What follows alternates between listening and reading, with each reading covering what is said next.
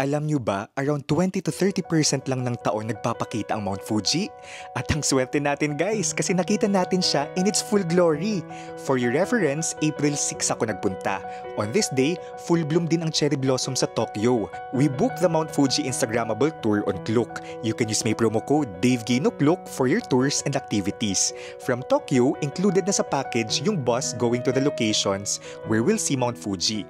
Dahil peak season, sobrang traffic. But no regrets. Going to our first location, nahiya pa siya. But when we arrived in Uishi Park, the majestic Mount Fuji welcomed us. Grabe, ang ganda. Our second spot, we made it to the world's most famous Lawson na may background ng Mount Fuji. We then walked along the Honshu Street, one of the most stunning streets I've ever seen. And for final stop, Hagdan Gaming, pero worth it yung pagod. The Arakuyama Sengen Park. Ito yung iconic view that I just used to see on the internet. Sobrang surreal. If nakita nyo na si Mount Fuji, saan ang best spot for you?